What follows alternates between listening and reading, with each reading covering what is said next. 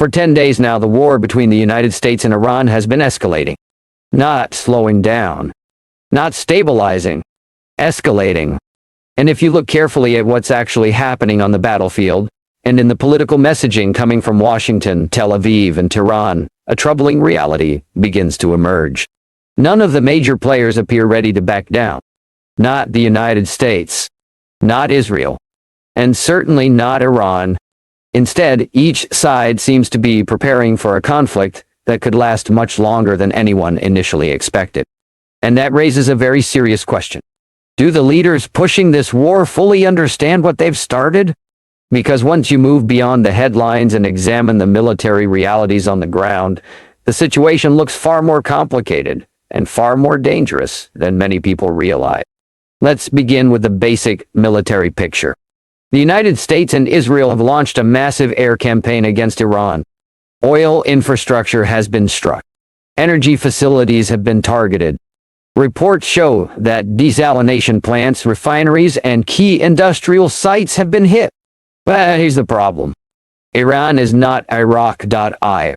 Iran is a country nearly 4 times larger than Iraq geographically. It has a population of more than 85 million people, and its military structure is designed specifically to survive sustained attack.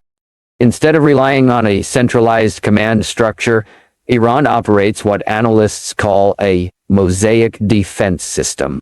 In simple terms, that means the country is divided into more than 30 separate military districts. Each district has its own command structure, its own capabilities, and its own leadership. So even if one headquarters is destroyed, the system continues operating. Knock out one command center, another takes its place. Kill one commander, another immediately replaces him. This is not a military designed to collapse after a single decapitation strike. It's designed to endure. Now consider Iran's missile infrastructure. A large portion of Iran's missile production and storage facilities are buried underground. Deep underground.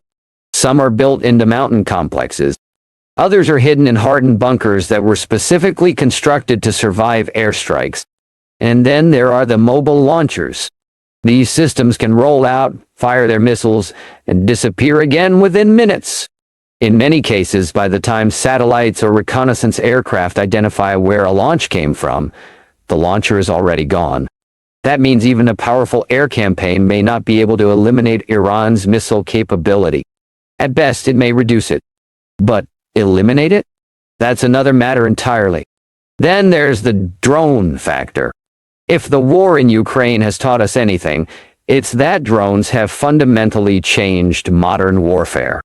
They are cheap, they are numerous, and they are incredibly difficult to stop completely.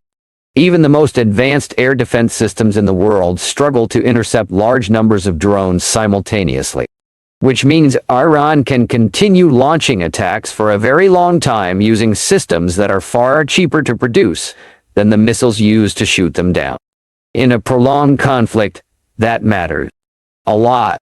Now let's talk about strategy, because this is where the situation becomes even more confusing. Listen to the statements coming from Washington. Some officials say the objective is to destroy Iran's missile capability.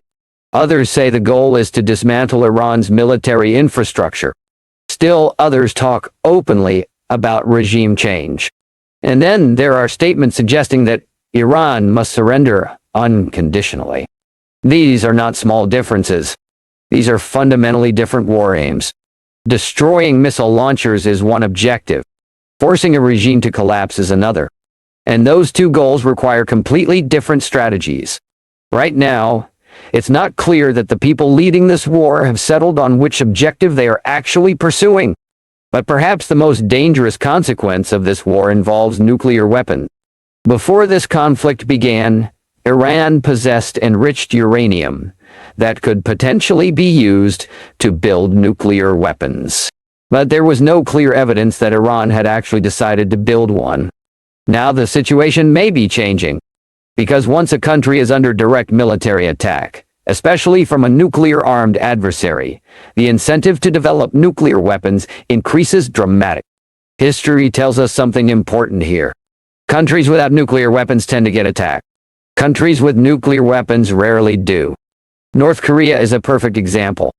Once North Korea acquired nuclear weapons, the conversation about invading North Korea ended almost overnight. The same logic applies here. If Iran concludes that nuclear weapons are the only way to guarantee its survival, then this war could end up accelerating the very outcome it was supposedly meant to prevent. That would be one of the greatest strategic backfires imaginable. And the conflict may not remain limited to the Middle East. Russia and China are watching this war very closely. For them, this conflict represents an opportunity. An opportunity to weaken American influence without directly entering the fight themselves. If Iran can tie down U.S. military resources and damage American credibility in the region, that benefits both Moscow and Beijing strategically. They don't need to send troops. Even limited intelligence support could shift the balance on the battlefield. And once great powers start indirectly participating in a war, escalation becomes far more likely. Meanwhile, the economic consequences are already beginning to appear. Oil markets have become extremely volatile. The Strait of Hormuz, one of the most important shipping lanes in the world, sits directly next to Iran.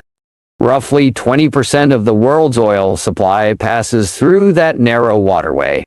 If the conflict disrupts that route, the effects would ripple across the entire global economy. Fuel prices rise. Transportation costs increase. Supply chains tightened up, and inflation spreads worldwide. War in the Middle East rarely stays confined to the Middle East. So where does this all end? That's the question nobody seems able to answer right now. Iran says it will not surrender. Israel says it will continue fighting.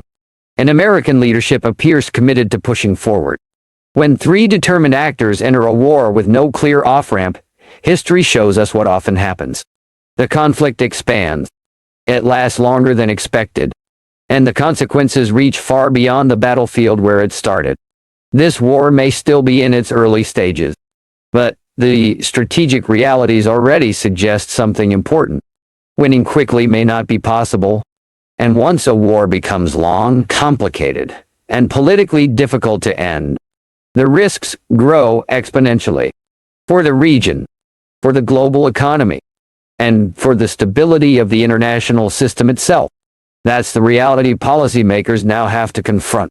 Because wars are easy to start, but ending them is usually much harder.